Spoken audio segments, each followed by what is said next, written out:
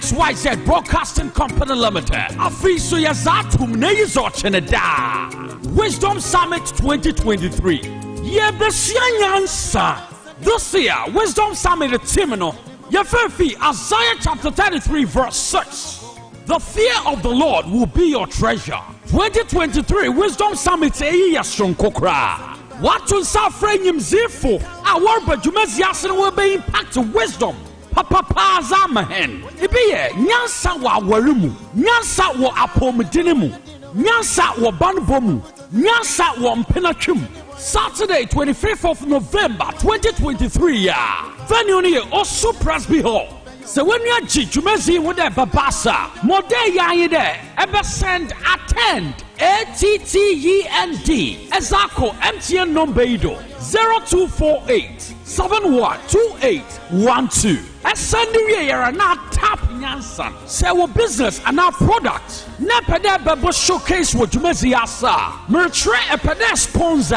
Fred 0533 825 870. Nyansa Chassis Onarayina Misro. Wisdom Summit 2023 is powered by Power 97.9 FM and TV XYZ. Wisdom Summit 2023. Yerbo na yebo Nyansa Nyamishra.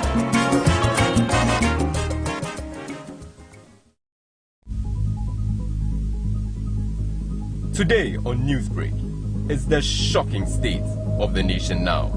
It is clear for all to see our nation in deplorable condition.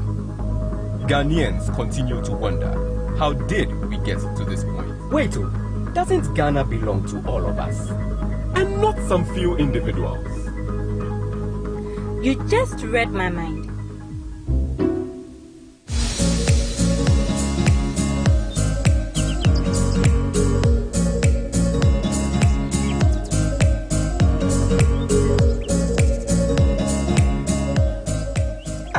Why must someone come and spoil all that has been built for over 60 years and we still need to build it again? It's all because of the future of our children and their children. Building the Ghana we all want together.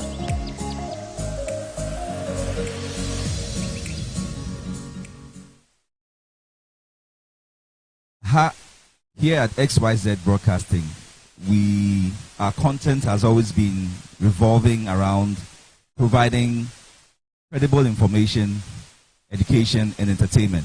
These three key areas are our level or our type of production and content provision.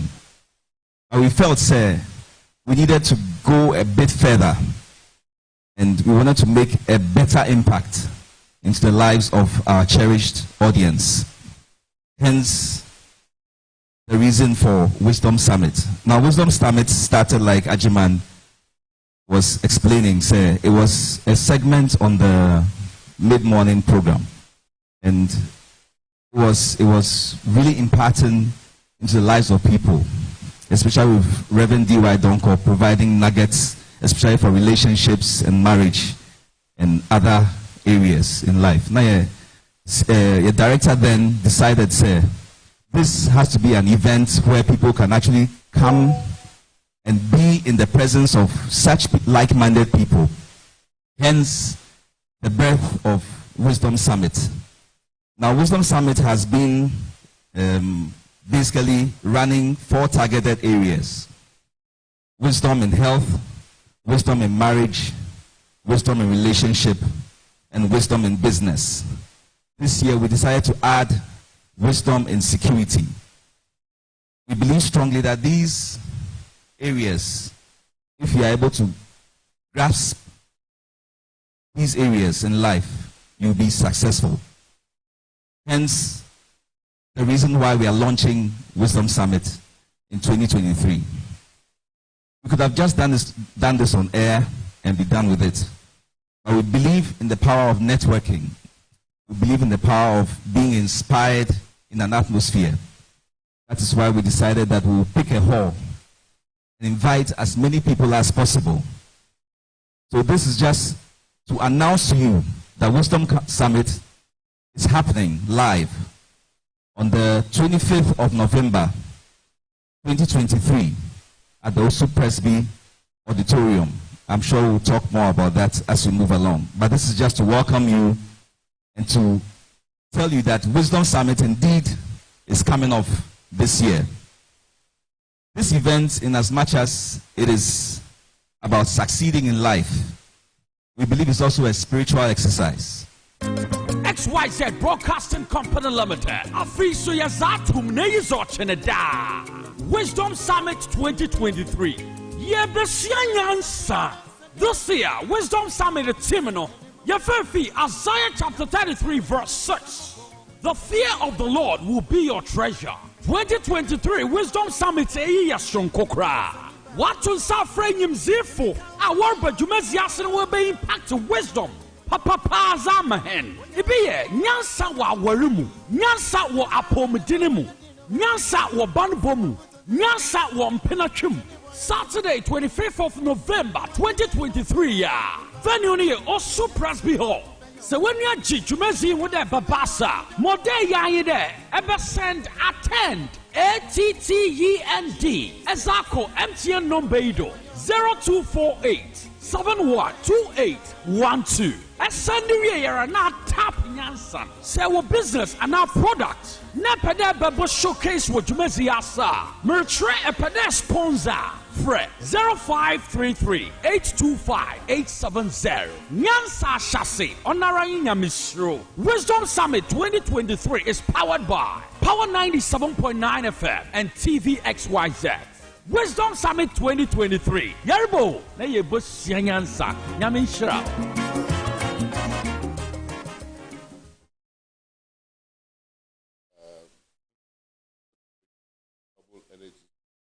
What have we done, really?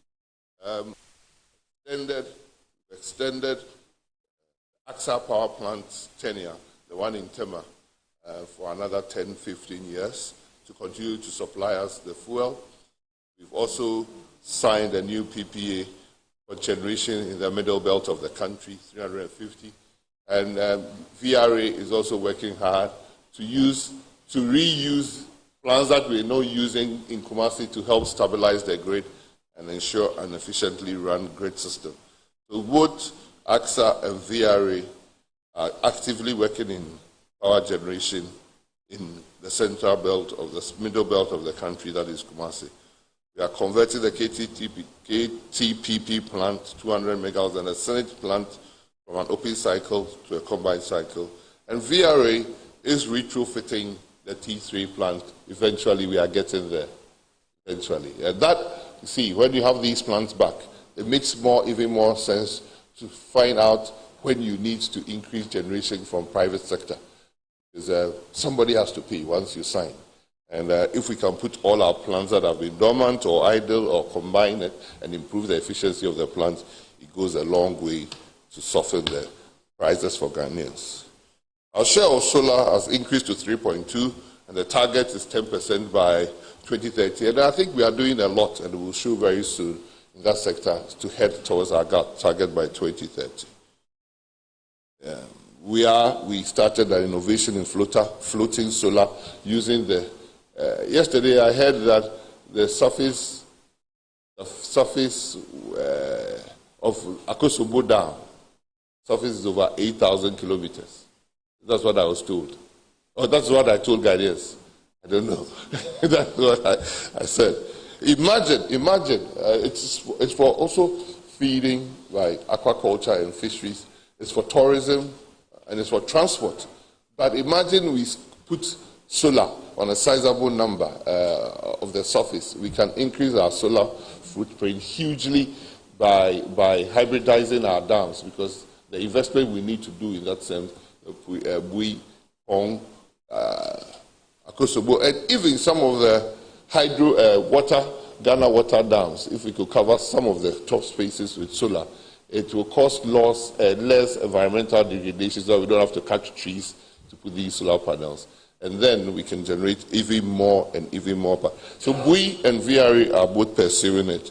I do know that BUI has even signed a new contract, PPA, to put another 5 megawatts on the floating solar and another 20 around the environments of BUI.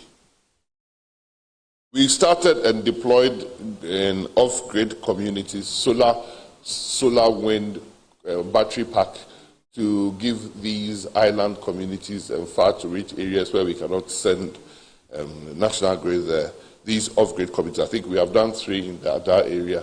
And as we speak, there's a tender going for 35 more of such off-grid communities in Ghana. We want to move street lighting from LED to all-in-one solar.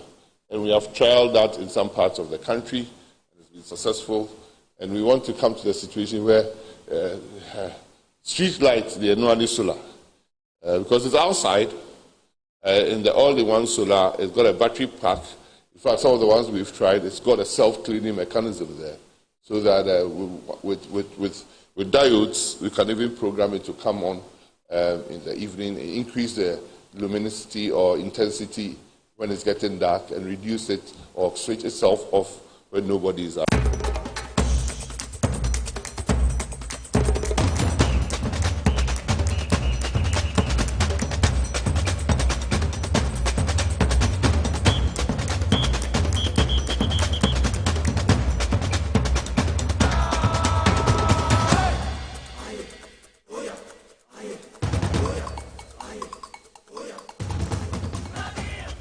Very much, thank you once again. Yamama kwaba yatrase ene ebreno edru ya yede enkomo ahodwo de ekoso ewo oman Ghana mu yede atrase ya yede ebremo na yebesre Ghana ni bia se ewo se obia manani eda ho na enoma ahodwo a ekokoso ewo Ghana ha no ye ema na ye fe mo to sai yenim se obia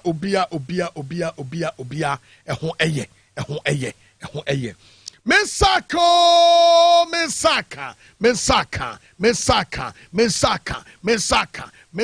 ene mensaka no wonwani a eno ani mensaka se no mensaka no hwe yewudi a memu atwa video na ode abreme enura ade bi ekoso ofie ha adwen ho a mente ase enura miguso a mewro mensaka no ano me ye first one we am say oh ena de mensaka nipa ambaso ntima minyan na Prince Casey metwa sister Ghana it we dia bo you roll ya the next person any Prince K me technical producer and then on win a mensaka and no ena eche the reality of the job into mensaka no obetumi edi what do you say obedale star 274 hash and then me pe more me pe nipa bebre and then try 100 because and then the first person obedi no 100 Ghana say 100 100 and I say 20 50 100 10 20 more. What do you say dial star 274 hash star 274 hash no was selecting number 1 power SYZ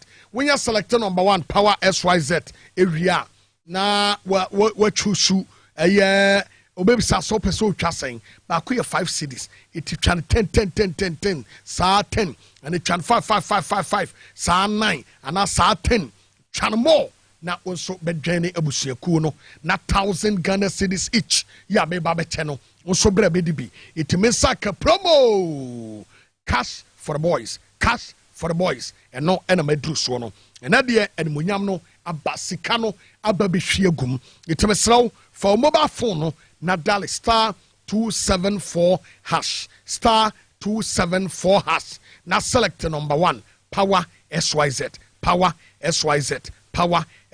and there will be whom mobo na what the 100 Ghana be tum for so me so be chance men saka ni bi na me so me bi because me here 1,000 Ghana se sia na me de ayade nti eno no me ni bi wo so obi de bi to so me so be twa bi iti ena no twa bi twa mo na won so obedi esa se sika no na aba no. Let me tell you something about mensaka ebia ahokyere koda na problems no woni na mu no mensaka no nko ano ebe pave way for you me no won komo bebre yi a wose yedie na emum eno na me ka kire se mensaka no ene ababi a e wose wodi wani ekire said ye be ya won so be woni cash ene anwumre ene ahwie ene edai mensaka promo bomodena bowuram na bra begisika star 274 hash star 274 hash select number 1 power SYZ na bra begiska fadidi ma enoma enkoso ana me mo eba bedi nkomo e oba Facebook no so a no wa share video no TVXYZ on Facebook and as a Power 979 FM TVXYZ on Facebook and as a Power 979 FM and ye gu so a ye di nkomo e de efa ho na nkomo no eni enuoma bi eboboba e wo Ghana ha na enuoma bi asi ya e wasa magana fo nyina ete won say omampani Akufuado eka ensem bi wone Dr. Mamadu Bawumia eka ensem ahodo bebre e de fa owura John Dramani Mahama ho wabra wo call IMF na won say IMF sikekuo no womo awade bia ansa na womo diska no ebema Ghana no womo nipa baako ebetena eye bi odi Bank of Ghana eba betena ho say woma ye ntotoye na sika no ayede ba ye mamu no ade no a yede eba be ye no womo emeda na di ema ye hu na mo kaye a wabra Ghana ekọ ahohiehie mu no ayama fofo no ye kọ ho ekọ ka trom say womo emwa yen na yenye sika na yemfa nkodi dwumason ema Ghana enko animu na ehia yen ama ayama fofo ka che say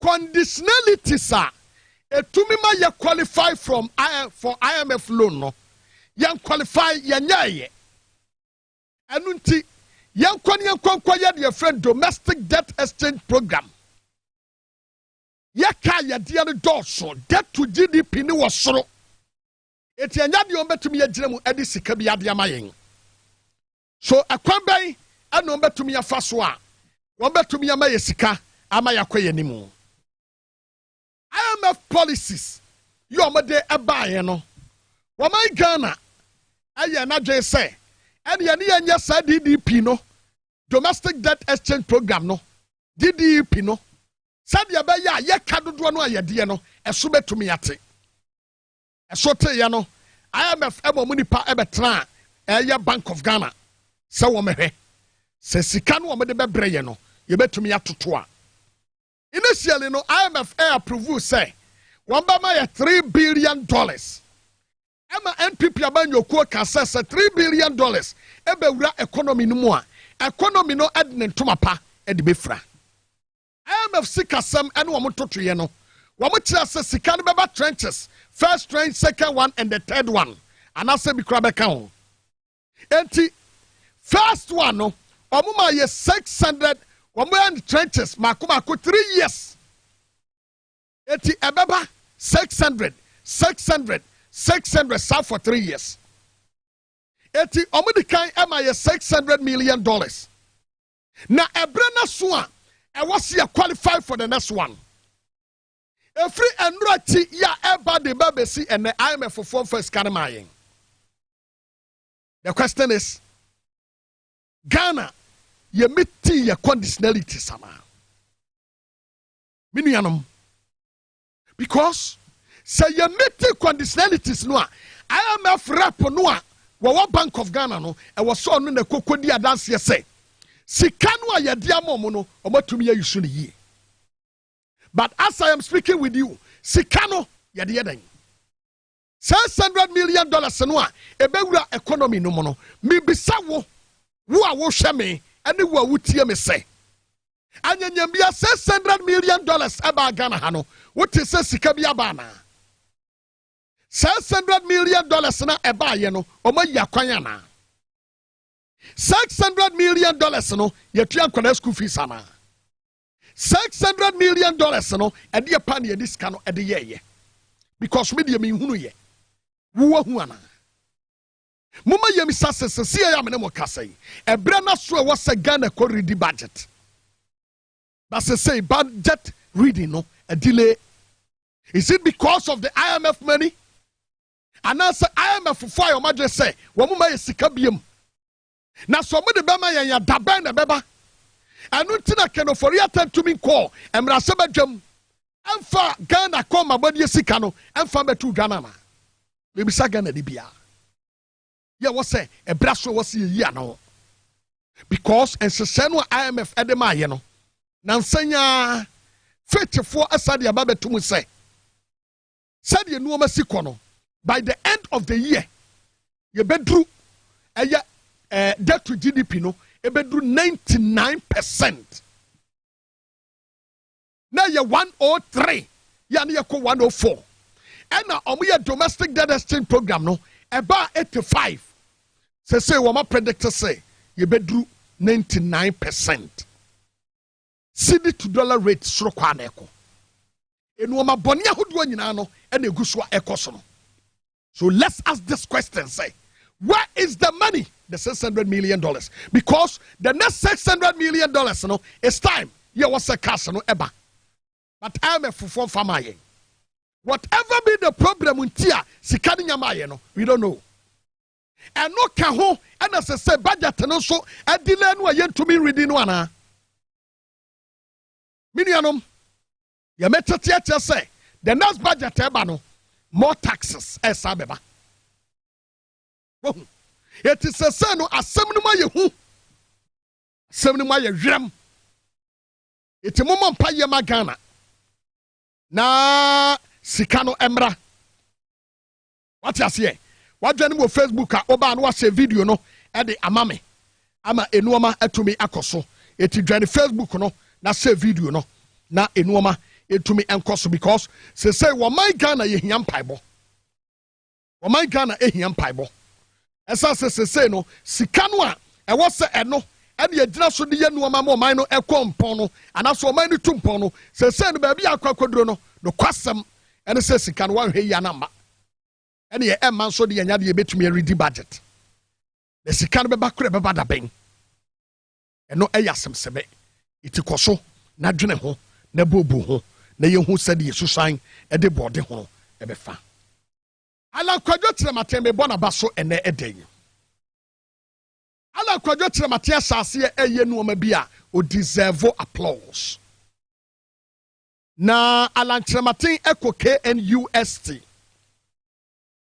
ene the movement for change afrafrante what na hu ofa jiji mi yo afrafrante ha what na hu ofa jiji mi yo afrafrante aye mami yo. Well, so it's time. Afrafrante movement is moving. Now, Afrafrante kind of kwesi kumasi KNUST. But you know something? The youths and your GDA wa Afrafrantum. MPP from Abuno and your GDA wa Afrafrantum. Now, Afrafrantum man a kasaye.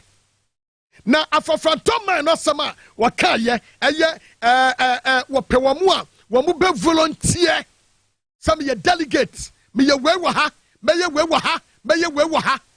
Volunteer groups. Ya omoba be ye juma. Now, adia ba kono say. Obisa MPP aman yokuo ne say. Where are the job for the youths? Afrafranto man ebisa. Obisa say, emabunu no a MPP kan ho asem no, wo mo tebie mu tesen. Wo mo adwuma ye mu tesen. Afrafranto man ebisa Dr. Mamadou Bawumia. Say emabunu no youth no. You are mujina mu no a wo mo tu Obama NPP ba power 2016 no 2024 mu ne yakoi mo de wo makwa kwasisen say wo mabra botesen economy ne tesen ni padodo sen ena na wonsem wo bia wotumi ya adwuma na ne makla wo mo of businesses alan kwadwo trematen ebisa NPP and Dr. Mahmoud Bawumia yenti asama yewura Alan e de atodwa almost 8 years now. The presidency and the vice presidency is one ticket. And through presidency and a through vice, one ticket.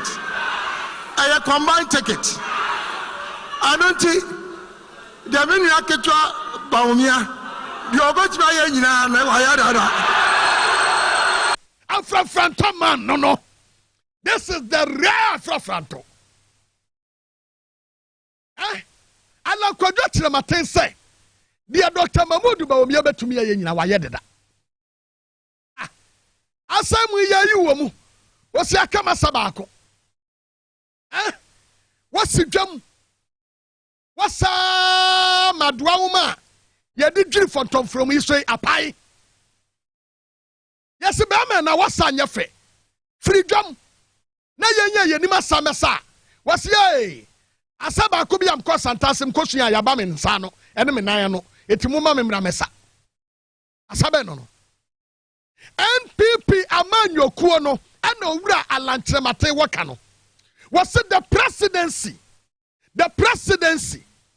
and the vice president is one ticket. Nanado and Bawumia a one.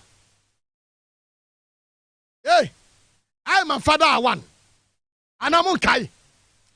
When you couple Yesu Christo can say, "Sa wuhumia, when we jano, etimu mo pe jano huno no, mohu bayi, mohu jano." Dr. Mamadou Bawumia, and then Ababedru so president yedi. Alan so mo ye one, yentia sama, Alan Saka no, musimi Alan subim, yankobi muntie. Almost 8 years now. The presidency and the vice presidency is one ticket. As no presidency and as no vice, one ticket. A combined ticket. I don't think the Oheneba Boamah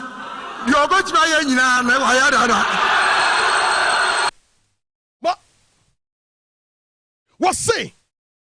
It's almost 8 years now. Now say it was almost 8 years now. Ediana wasa waye. Number one. Miniaba ote mokola.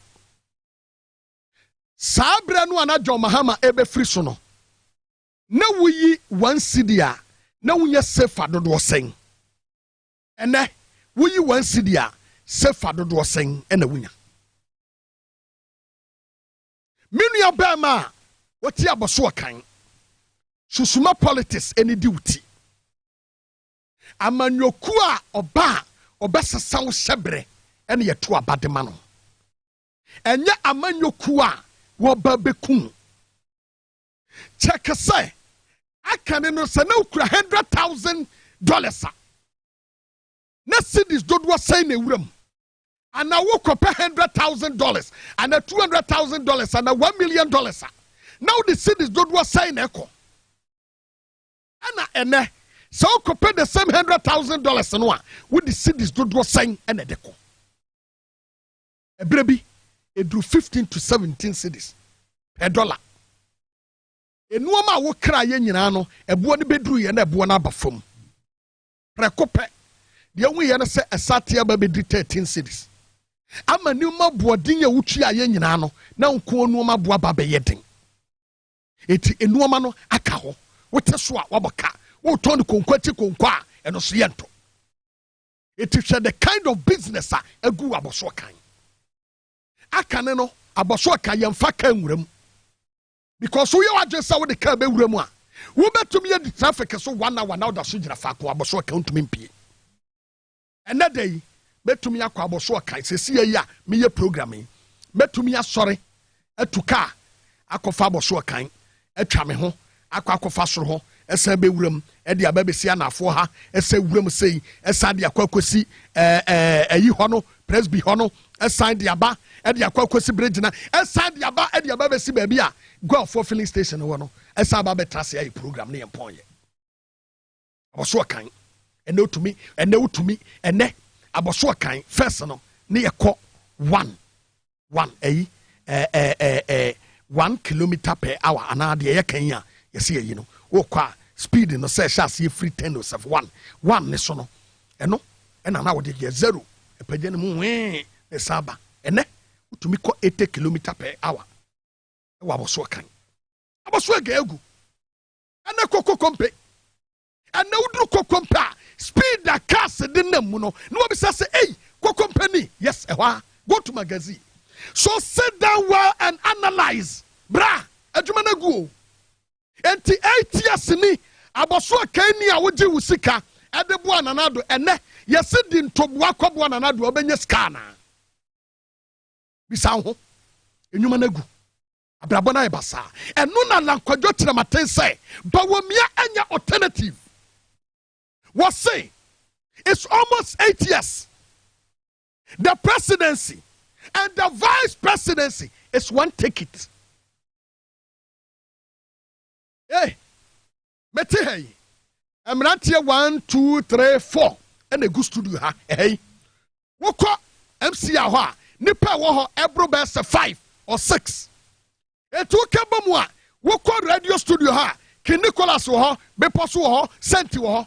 Etu kaboma program ba kopeno nipa more than 13 and you go so ye produce ye nyina ya dwene ne akabom no ne awie ne ntumi anya efe no bi be ka say ma me kwan na metumi ye ne yata de ye no oboboa ye nyina ya dwene ye ba ko adwene ne nyina ne put in place aye de ba no and ye can nesi so dia say Dr. Mamadu Bawumia wani adwene bia oba bia de ka nyina wo boa Bawumia ka say we say I have my own vision and priorities wo boa and we jade ekwanyo be fa so de be ware na yirenom e no wo priorities and vision e ho de obi a wone de e ba mamu ane de na sa na mo kan na nado na ba o me ani o mo kan na nado dan ko akufuado na nado dan ko akufuado abu o man no based on the achievement of Bawumia na nado adwene na nado dan ko akufuado na dwene a wodwene no ye frɛ no Bawumia.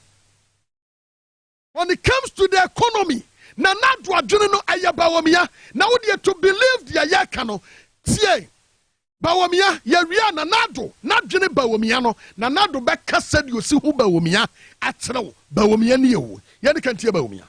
IMF in its recent review of the Ghanaian economy has warned that Ghana is on the cusp of a financial and economic crisis. Notwithstanding this abysmal record, President John Mahama is actually asking Ghanaians where the economic crisis is. He is clearly out of touch. Mr. President, the economic crisis is everywhere. Care to look outside of Flagstaff House, of course. Teachers are suffering. Teacher trainees are suffering. Nurses are suffering. And nursing trainees are suffering. Patients are suffering. Students are suffering. Traders are suffering. Pensioners are suffering. Drivers are suffering. Contractors are suffering. Civil servants are suffering. And farmers are suffering. Fishermen are suffering. And industries are suffering. Artisans are suffering and Kayaye are suffering. The disabled are suffering and men are suffering.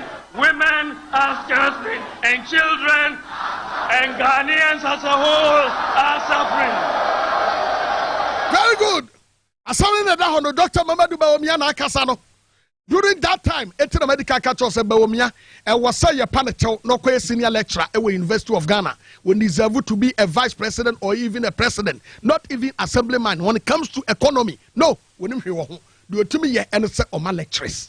Look, Nanadu Danko Kufuado as the president of the Republic. Nanadu Adjuna Wajin and Frama will brief when be a way biano e Bawumia. Nanadu Adjuna Bawumia. Yet Nanadu Danko Kufuado Kodina Baleshi. What's about me and you? Bawumia no. When Yankopon de Riasinim de Yinadia Senimu. What said that your paper? Look, Nanadwa General Wadjin when it comes to economics. Nanadwa General, your friend Bawumianomics.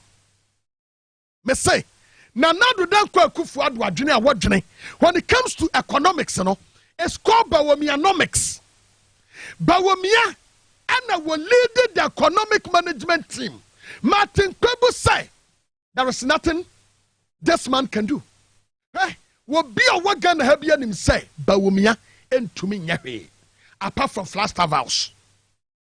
Only Flagstaff House. And the Bawumia did say obey to me as say economy. Reason went here Flagstaff House on Kwana Jini DNN say. Eho and a omonuno adia noa. I am a physical year bay.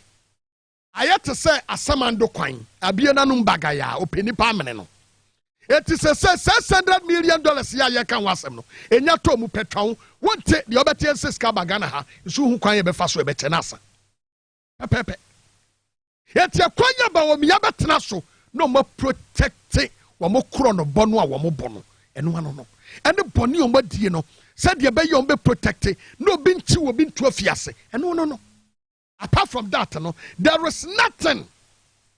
Ya wo betumi aye. Mama yemisa ye ho na yemisa say. So, are they telling us say wo betumi abibia na Martin Pebu aye nipa bia wo ye mranim ni what Ghana ha wanim de wo koso. Said the teachers are suffering no and lawyers are suffering. It lawyer Martin Pebu wada Roma wabra bom tese ba omia obetumi aye adwuma no ana. President, birds of a feather flock together. Look, if Boamah wasn't like a Kufuor, the two of them couldn't have coexisted in peace and in so much harmony. They are of the same mind. Look, so the way you've seen President Kufuor, that's the same way Boamah is going to turn out to be. Trust me, there will be no difference. No. Ghana for Mr. Simple logic. When say we are Bema now for bar. Na oba no wante wase a afikura nru aware ne begu ba so oba no etumi nya botre sabe esoso wonsem hunu so a mutumi tena ase for so many years no so mena me yira ware ye konfie nwotwe ye ko nso otemase nti ne yete ebia wonso sa the same thing applies to Nanado dan kwa Kufuor do ne kofikum sen nante ye wo mantumi ya nante anue Nanado dan kwa Kufuor ene mayi Dr. Nyaho Tamakulu anante ye omanwie Dr. Raku Brobe omanwie wani Palafoko nante ye omanwie wani Alanchemate nante ye omanwie but wani Bawomie tumia nante akwan fe so assembliansi obasa o kire sen wo mo ye baako adwene ne ye one omuti wo mo ho ase de Nanado beka no Boamah say yes boss de Boamah beka no Nana say yes boss so there is no president wagina simpie so in the history of this nation ya wa born vice president abaso e wo Ghana bakwasemu e ye Nanado.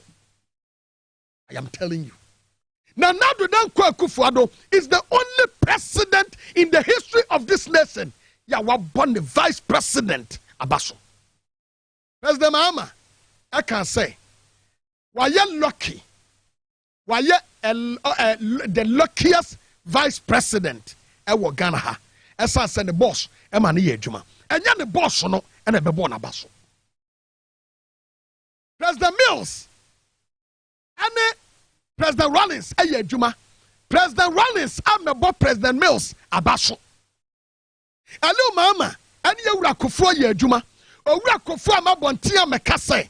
Hello, Mama. The best vice president. But Nanado dan kwa Kufuor dear. What to me about Bontia Mekase. But when me ye nipa when Yankupon dear we are sending Diana a senatrim. Now the best vice president. Boamah. Na Ghana for catcher say. Boamah bebu o man different. I no cre Boamah who vision. Vision dear who be. Priorities dear who be. Nemo baby a vision no and no priorities no esono a Jubilee House. You don't have anything new. You are between the offer Ghana for. What? Ghana for say yeni adaho. Yeni abie. Inuoma ekosono. Se Ghana for who say wo ba no wo meye bibia biem wasa amamu enyefe wabon wonyade itu ada Roma pe ba bitena mayemfa mamu no madwo Mahama me de afutuo wei e de ma Dr. Mamadu Boamah me pa ne chew na sa afutuo ya me de ma no anka wo se otua consultation fee not less than $1 million. But me penasem nti me de che ne kwa na afutuo ne Dr. Mamadu Boamah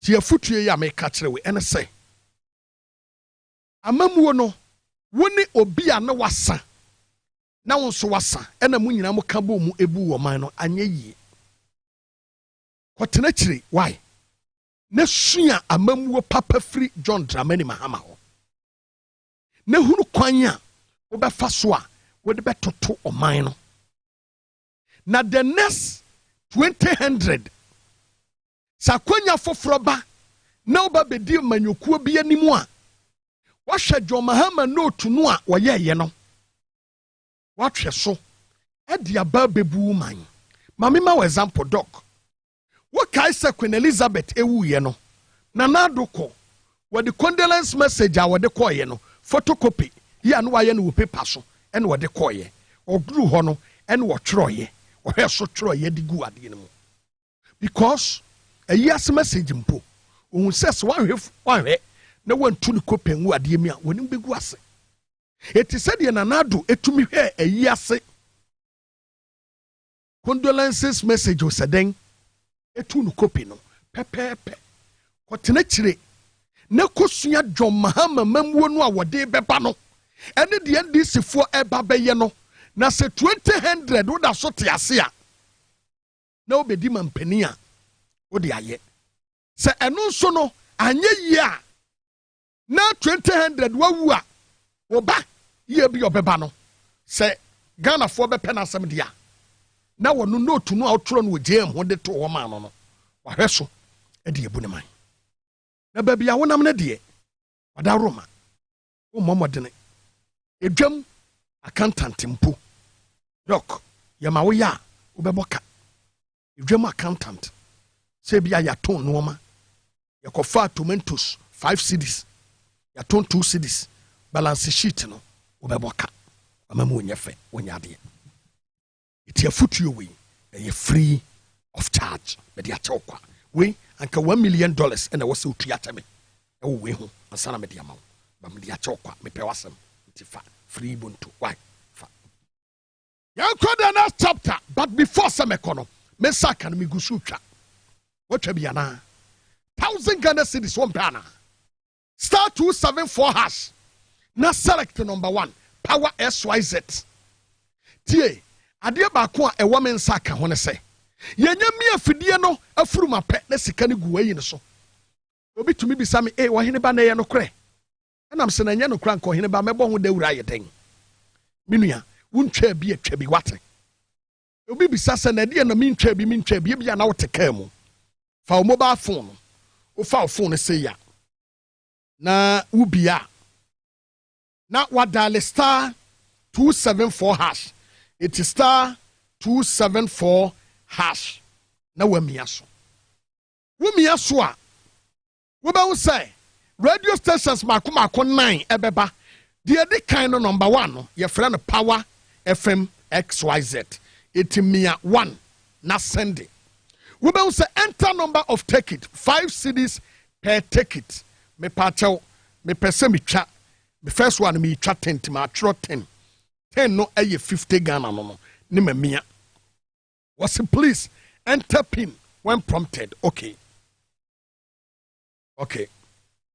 pin number iti mabom pin ahye ho abo send saba confirm me sabo abo eno ano no wo se message aba say yeda wase se watwa e free yese you towers 124 no emoji Ghana aba beguso eno ano no to boase na edu so a me ba bebobo se metwa 50 itemene mo competition mu isaba bet metwa 10 years saying 550 Ghana no isaba betwa another 10 enem shem enem mo ba kon pepepe enem so me win 1000 Ghana iti brana bra betwa bi star 274 hash select number 1 Power SYZ 1000 cedis and then nipa mako 4 on be win 1000 Ghana cedis each iti brabeka ho you may be the lucky winner obi si metwa mi need I mean metwa 50 Ghana no o twa 20 no itu pese ya tell me who 50 near them out 20 iti chamo na dimo na ye twa obetumi atwa 5555 cities obetumi atwa 10 Ghana ne nyina no edisika edibeba voter registration exercise no ane ye ho adwuma no exhibition sa eduru sa ye twredin no awia na ye biam register ni mato wo say wayene babo ama a wotwere odin ekwana kokko he se wodin e wo krata ni mu a na empanimfo a kire say wo mo awie eye 5 days exercise ya ye starting no eye November 3rd na omu bie 38,622 polling stations. Oh my word. Well, asama debi ameka say omu ani ti bebra wo ma ponche ache no ebi no Mami Jemensa yebeto aba wo bie regional offices and the district offices yeba be trading no obi district offices ebedu exhibition na wakwa bie 38,622 police stations some konkohwe mu din ho na wonim nipa bebre koye no ba bi okoye so kwa kotwere ndin na ndin ne bi okoye so kohe ne din no na ne din ne ho na wonim say Ghana for do no ankora no wo mu bia muto wo kora bebre na nkwa nkɔhwe mu din bi se mkɔhwe wahwe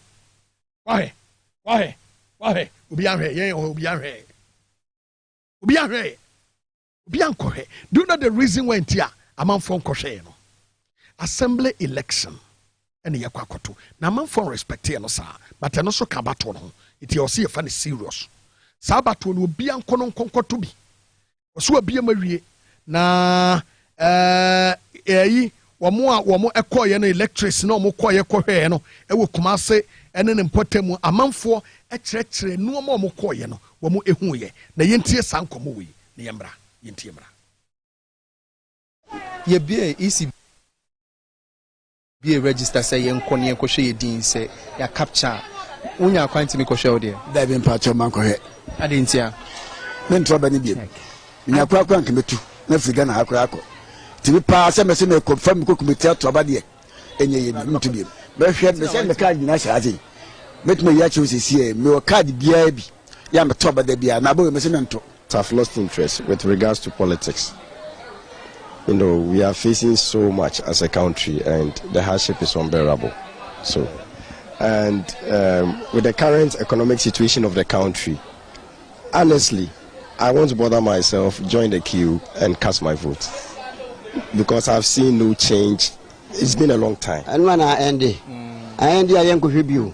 If me and Kasa, about a message 20. And no can mama go checking. I just afraid next year, you better abano. You better abana yaka or sooner mana kungure. Na sa and sensem ya kukoswi. O man penina na do dan kwa kufodo akwa kwate sa man for criticize no. Na muntie ulumai na samu a ono so de atudwa. Ghana we want. We can realize this if we all work at it. And I want to hear Nama and Kekans and Papa and family who was at the Beldu. Baku, when you know, and him about the Guatse, and Biase, ne, or Tina, not Sensi, but I was on Yami, and Samunia. Baku, Diabohene Bodiabu Bonia Nyaka Kwanyaka Krebi, na Nadu Danko Kufuado. When you're 2 minutes, one tradia manoa, no to pay. Wa, some ya woka ye. Muamoke cancer papa family home, and was santimum, bako, when him be guase, will be a wakas and papa home, the Nimuku guase says, and Mama. Will be a wakas and papa home, the Nimuku guase, when the ben or the ayo. Teaching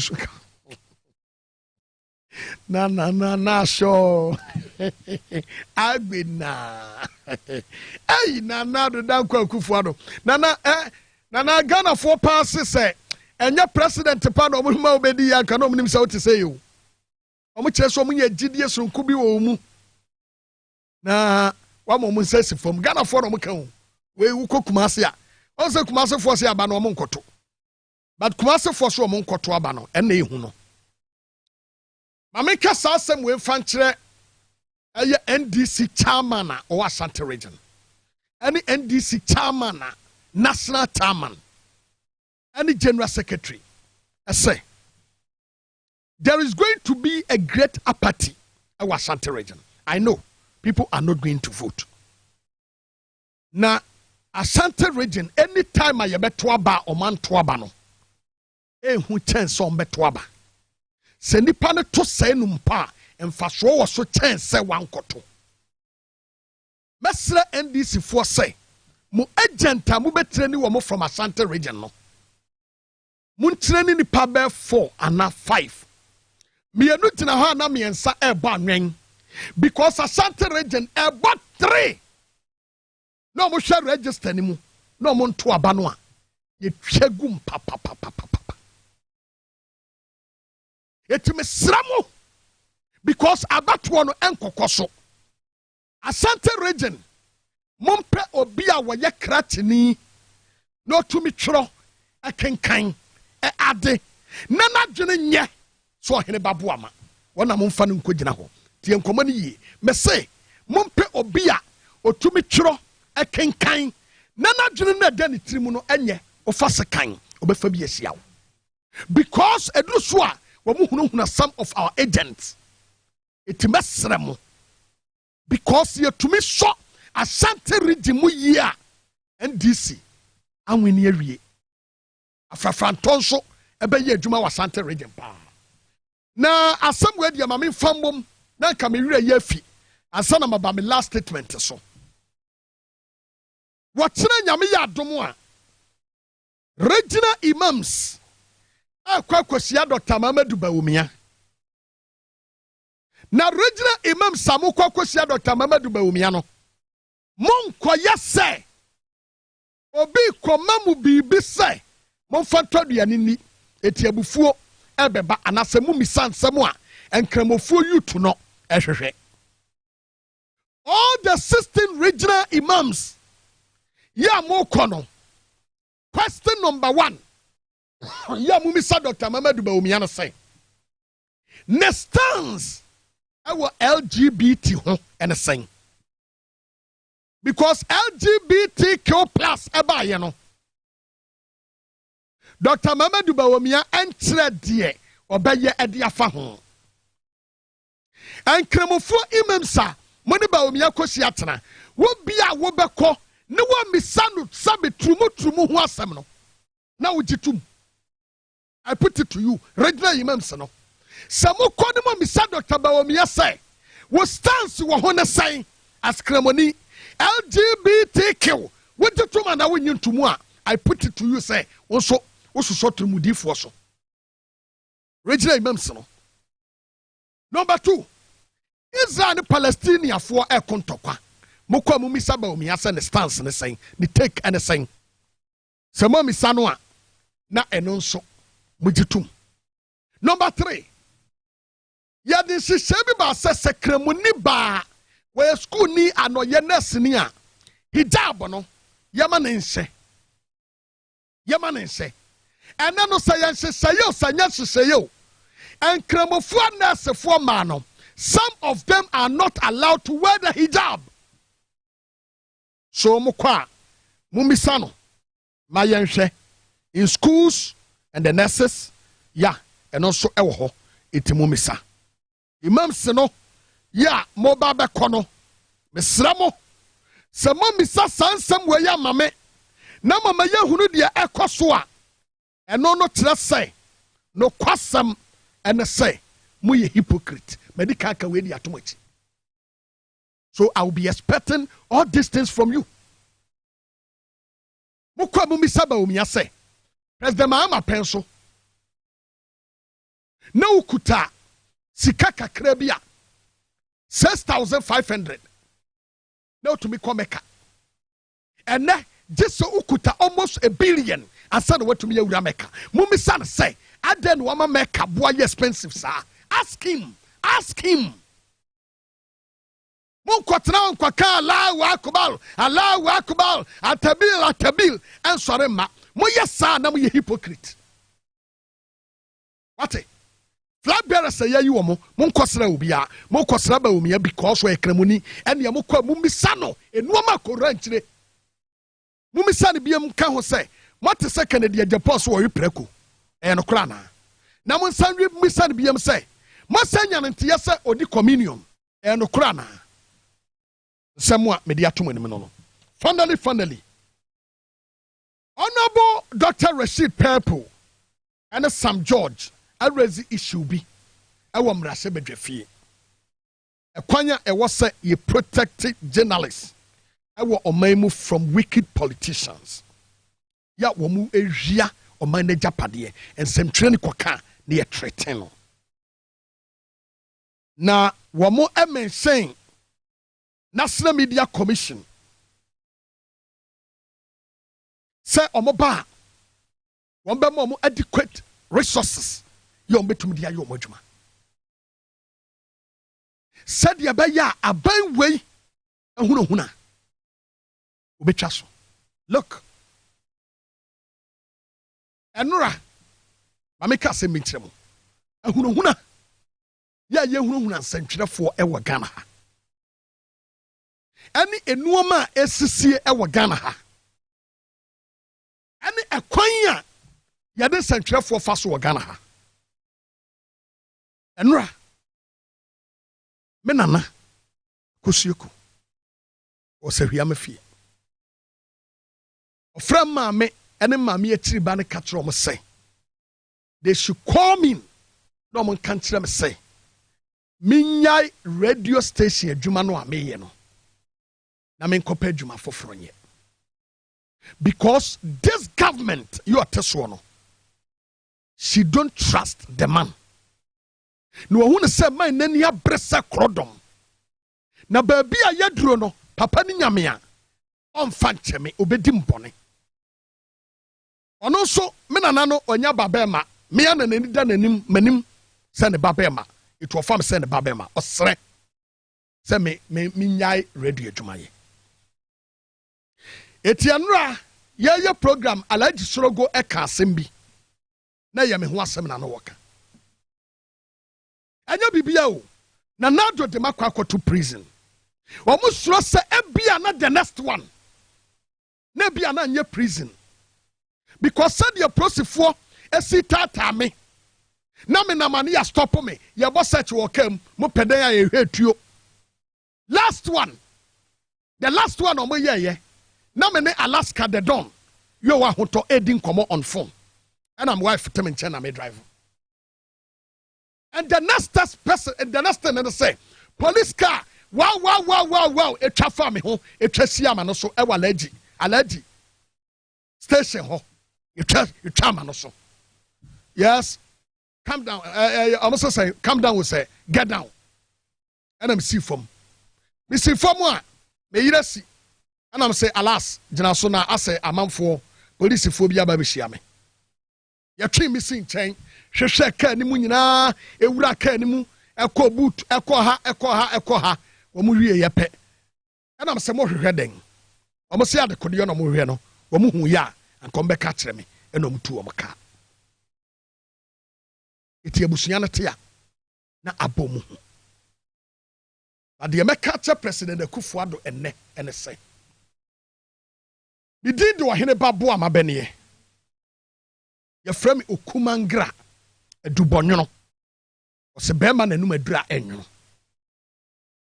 maba wiase pen ene mesan ba biem mawuanya ne pen etimi nsuro wuo biem dia wo bia ye na jeso be ye bia no betumi aye dia ma josem be ye bia betumi aye but I will tell you the truth me betra ha mini wo bia temu ba meka sem nso be ye wo ya etia man no amasai no mekoso aka no kore ba se wei ena yamo ya na se mo plan me ho adwen mone a adwen bia mo befa bia no nyame ebema na bomotiri so enkosi aga edamewuo no mo bia nso eye menkra bia wuo ye bomi tuo ye wo me sekan yo de me de bad sase so amede be kono no me nsuro de nipa be ye because me nim se nyame tiase eno na Sam George and Honorable Rashid Purple e kasa de fa wo say And you're very bad and you're very sad the way you're about way hesitating central for a kind of Christian woman. Yet, yes, some honorable mo at the Atuga Yinti. For Kaipe North, Honorable Patrick Boamah and Honorable Ayimedu, you must ensure, the Special Budget Committee must ensure that the National Media Commission is properly resourced, because right now it is the Ministry of Information that supports the National Media Commission's work in ensuring press freedom.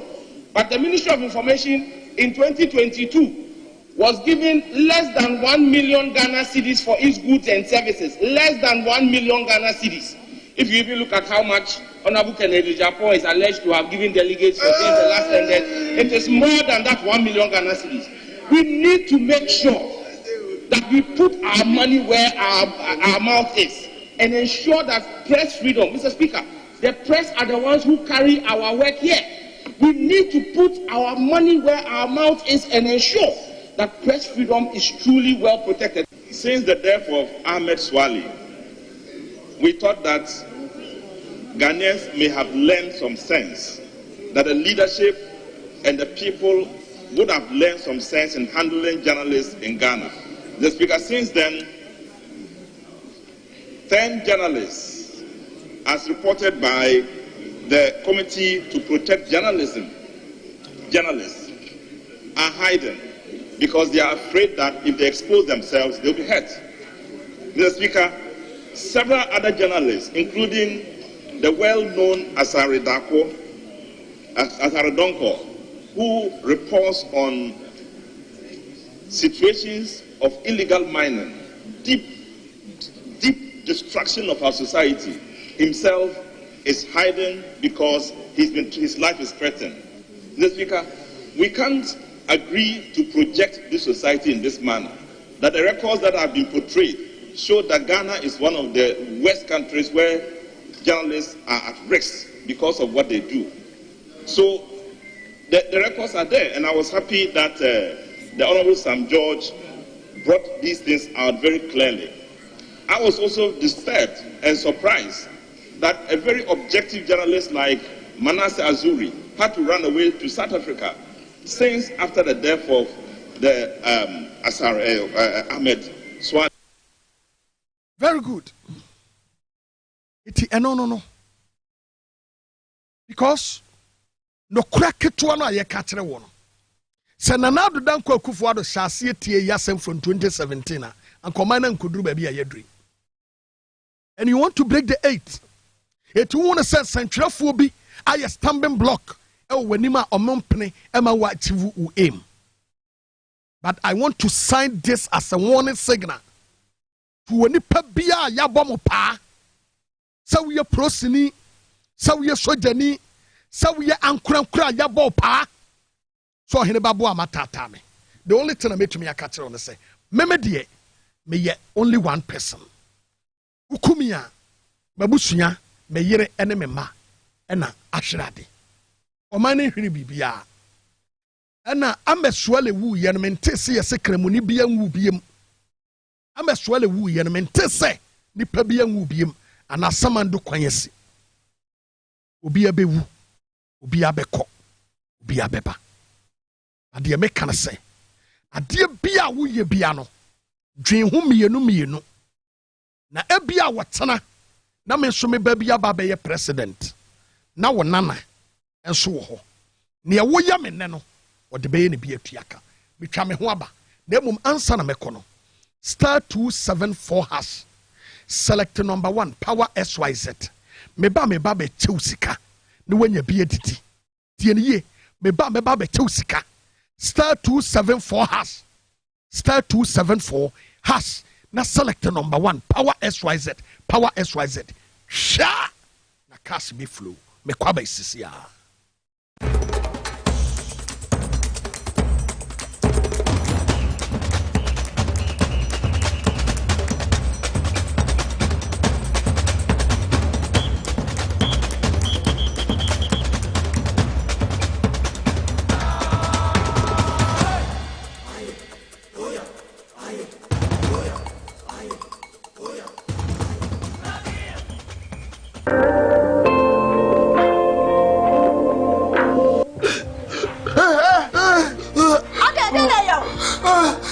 Nakuma, there be a company in Nakuma area. Let's take him to Heartbeat Homeopathic Clinic.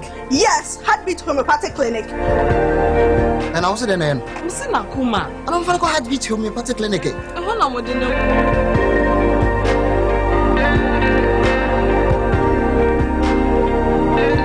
Thank you so much. Thank you. Daddy, to say. Asesia, yeah. Me want Tommy Heartbeat Homeopathic Clinic. Only a good heartbeat no. ABT.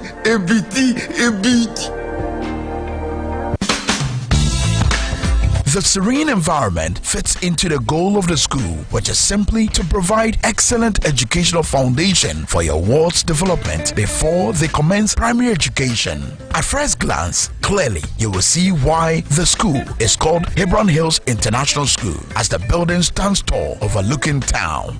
With a Montessori style, we have experienced and dedicated staff and trained teachers. Our small sizes classrooms are meant to enhance teacher-focused approach where children get one-on-one attention from the teacher. Hello there. We are open at 7:30 a.m. and school closes at 2:30 p.m.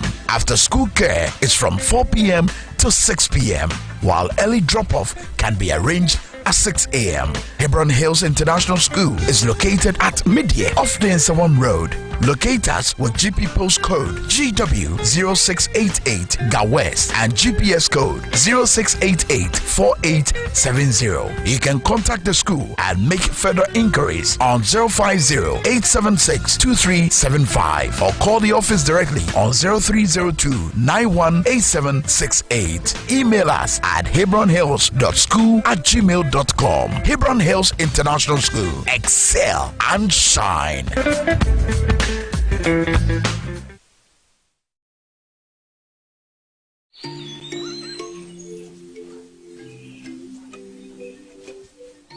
Upon your arrival, you are introduced to your butler, who plans your itinerary. So many activities, all in the same premises. Visit the gym or the stables, they have it all. At my break, I'm able to practice my pattern.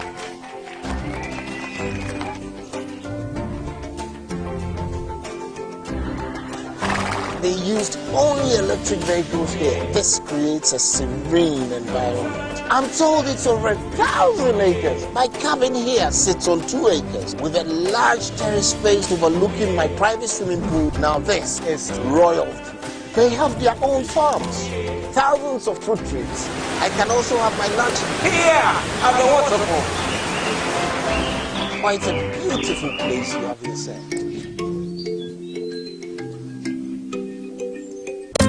XYZ Broadcasting Company Limited. Afiso Yazatum Neizocheneda. Wisdom Summit 2023. Yebesyanyansa.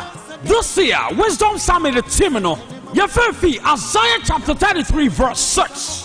The fear of the Lord will be your treasure. 2023 Wisdom Summit Eyashronkokra. What to suffer him zifo? Our Bajumez Yasin will be impacted wisdom. Papa Zamahen. Ibiye, Nyansa wa Warimu, Nyansa wa Apomedinimu, Nyansa wa Banbomu, Nyansa wa Mpenachum. Saturday, 25th of November 2023. Venue ni Osu Presby Hall. So when you are Jumezi with a Babasa, Mode Yaide, ever send attend ATTEND Ezako MTN Nombeido 0248 712812. Esandi are not tap Nyansan. Say our business and our product. Nepede Bebo showcase what you mezi asa. Mertre epede sponsor. Fre 0533 825 870. Nyansa Chassis. Onaranya Misro. Wisdom Summit 2023 is powered by Power 97.9 FM and TV XYZ. Wisdom Summit 2023. Yerbo. Na yebo sianyansa. Nyamishra.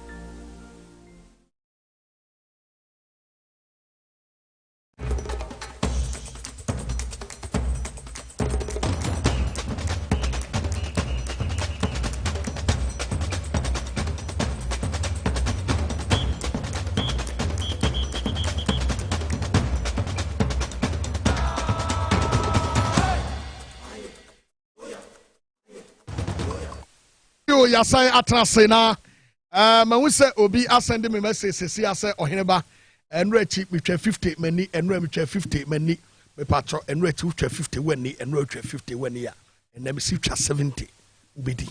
Very good. Star 274 hash. Star 274 hash. Enuoma mi hu no ene se enuoma toto yi a ene no ye betumi ama nipa 5 edi 10,000. Nipa 5 edi eye 1,000 each. Yeah, nipa 5. Eti wunye ntwa ye twa. Watwa nso a ne watwa bi aka ho. Eti dial star 274 hash. Star 274 hash. Mene honorable mo eba bedi nkomo na menye wie pe meba mema mo 3 abom straight na makwaba ne mama mu 2 straight aka ho etiene sika be flow pa enti star 274 hash star 274 hash na select number 1 power SYZ na bowuram na sika bebre ebeba ene day ama nso anya bi edi select number 1 power SYZ twa bebre twa mo na obedi entwa ketwa ebia no wani twa mo na wo ketwa nso atwa ketwa bi nsa ebia because obi the 5 cities edi 10,000 Ghana e will happen da no aye me nsa ka no the first person we can di kese no we di 10,000 we twa 10 cities we di 10,000 Ghana cities so the obetwa bia no me nsa ka no de eninyi yimu wunye twa nko ade a automatically ubedi sika ama wani age ene yene empanimfo mienu ena yene wo mo ahia ene de ya yene wo mo eba bedi enkomo yene honorable Peter Yakwachiaka oyamra sebadwani edema Amemfi Central abatompesu so oha ene yene Francis Oben we deputy organizer Emma Time constituency ono so ewo ha omo enene yene wo ahia empanimfo be ma wakwaba na mumpombo kode Roma. Ya da twedi amponyame ase. Honorable Mame Sase emfamfiri oso na yenhwe. Yawura John Dramani Mahama ni TUC ehia ye no. Promise say oman no say wo be fa wo de the friend 24-hour economy e de beba. Na obi bisa say this 24-hour economy no ena na sefo no before say medical kra aba ho no ye ne kan enhwe we Mahama's big push agenda, important of 24 hours economy. You show the 24 hours economy and the big push. You will John Dramani Mahama. Yo, minia me dawase na me chia watiefo ni wahwefo nyina nkanka o me yehwe me free Amemfi Central and say ba ha chi yi. Ni ma krabintie ma ekudi ba bi kaka. I know.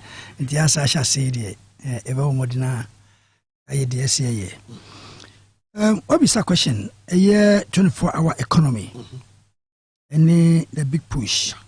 It's a big push in the last elections na major policy of the NDC government just say or this car be support to certain companies near the ade na omotumi eginom na so no mo aye adwuma yi na odi no couple say yama companies no sika yaboa won ya invest in certain areas na say adwuma na ba na odi make sure say 24-hour economy no and so be adwuma it's say adwuma say factory ba ko ho na tumi fa nipa 100 a bo 5 na obia betena fie it's a company with capacity yapon company with capacity or be produce dia na say binim be call from a 5 to a another I'm say 5 plus 8 about 13 about 1 o'clock 2 o'clock now being free ho aba anopa because enra na make say me secondary school no there was a company bi and I was a regional say na friend Suma na Suma company limited no said no mo share tie na say your mom kwa no pa 7 no ma pon I think 1 or 2 your mom ba sa time no ma pon 7 o'clock anyway your mom ba 7 no ma pon 11 now more mobile 11 no upon the next morning into 24 hours no a lot of shifter workers a gumono na nyetwe for ketwa yes so Boamah or mine quite. No, dear, I mean, I crabby crow manso menfi near was sawmill or what. Now, one night shift, day shift. Very good. They're very common in our economy.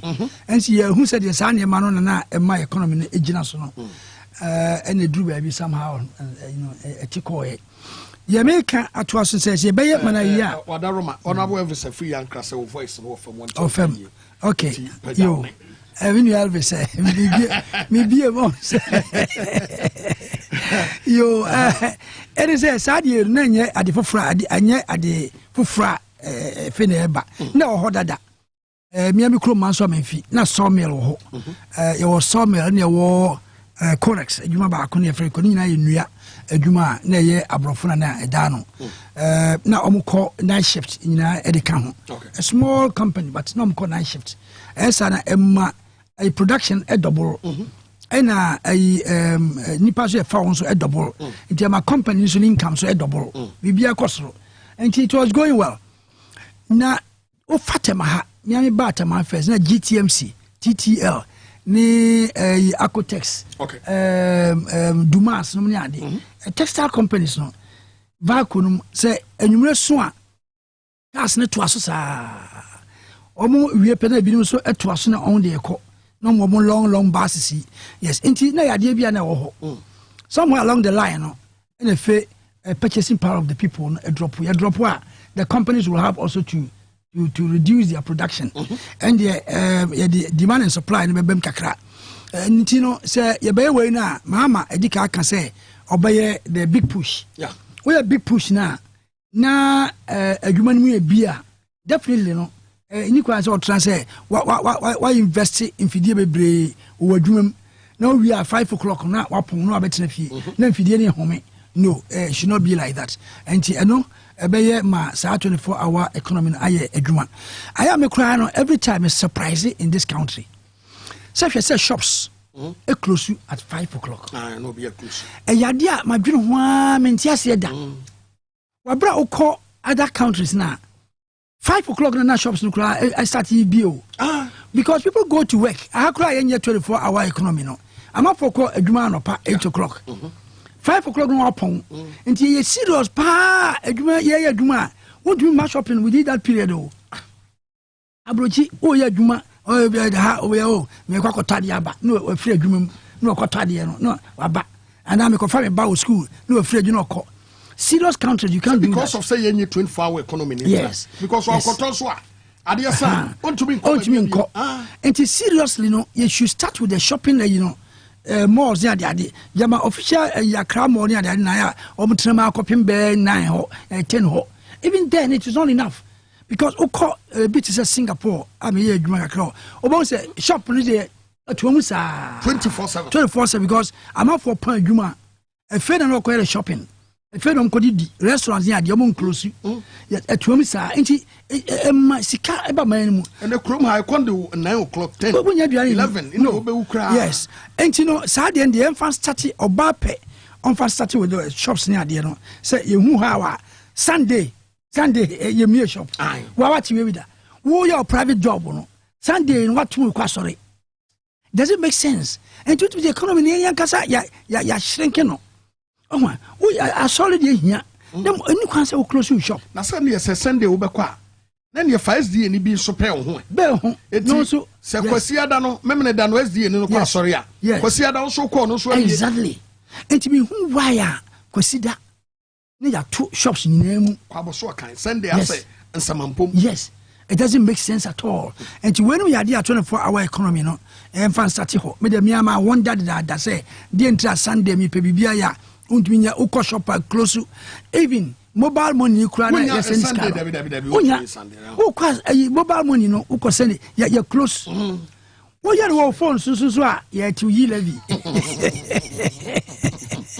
ya di levy wo so ma internet dey uko you know for because was what to kwasa wala wo your private job not the whole of the Sunday no say me nya adwuma about 5 so about 4 be free adwuma and so abaye business and so oni o mapon ya king ya security And also 24-hour economy. Exactly. What about security? Exactly. Because now, Chrome Highway, filling station, upon 10, 11, 12. 12 for Cramo, now upon. It's about 11:30, na say, fuel san, Joe Pakika and Suama, and I would them. Obakwa beba so no nyonko tutu hu no ma. Yeah. It is just oye watchman na woda ka enimu ho. Yeah. Na wahyew no kun sa. Yes. Security yanhwe. Ntiado nyina na yade a se JM peso ya. Aye comprehensive na de ohwe. Obama companies maybe tax incentive wa mo sika a mo de be ye big push na ma wa ma trom companies ni mu. Na ye be ye adwuma na adwen su de na security lighting say wonnem kromu a esum na me dem say Ghana ya ntimi anye motorway light na ma anye ye hire say dia ya na me say Ghana man na anye ye motorway ya ba bia nka ya ideal place aka kwan dem na nka light ni de hode ye ntimi nye ya ayi motorway light anye adwuma enra Dr.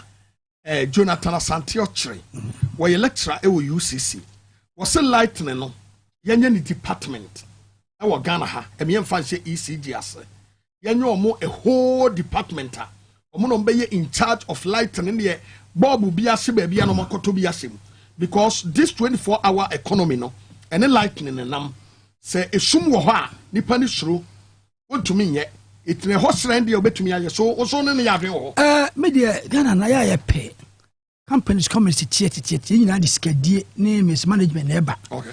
Your district assemblies your district assemblies. Every area biarishe assembly biase. And this should be handled easily by the assembly. When I was a DC in my constituency, you know I'm a balls. Your duty. Now when you know idea a KPI performance key performance index.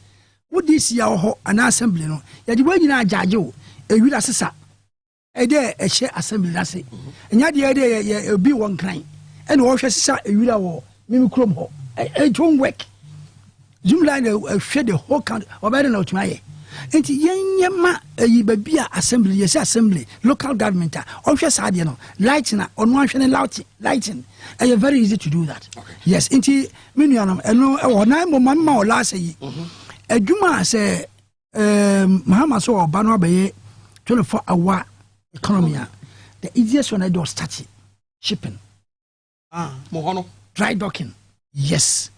Dry docking ya juma. Hey, who says one ship or be your dry dock no. I die ye. Hey, dry dock ho. Come and chroma time. We see dry dock. Me am ye cadets. Na uko ships is you. Dry dock no. Only repair ships.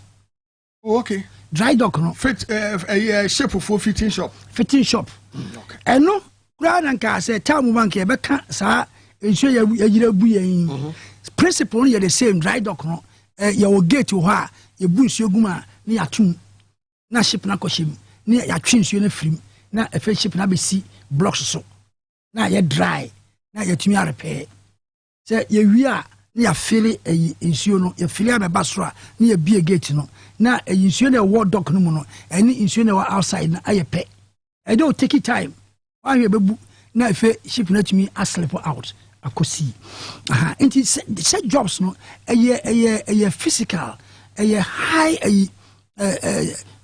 first manpower nya Singapore no eno no de chase dry dock shipping okay. Repair of ships okay ko de ship back be si ho a e bi anipa be say 5,000 de be ye ho adwuma obanya fitters what's it be 5,000 ship back no 5,000 workers de be ye ho adwuma into ubenya welders electric welding any gas welding ubenya carpenters ubenya masons ubenya every worker you can think of ordinary jobs no ubenya no ho see obi wa dry dock Ghana shipyard the shipyard and dry dock hey minia the shall say yo dry dock sha ami trainee ho now kwa yin nyina ho slip pool na da ho swimming pool me ka say yesu sade say kwa me nkroma ye buzi say ono ba the be swimming pool kra na da ho and these are the things are in airline no so unya ya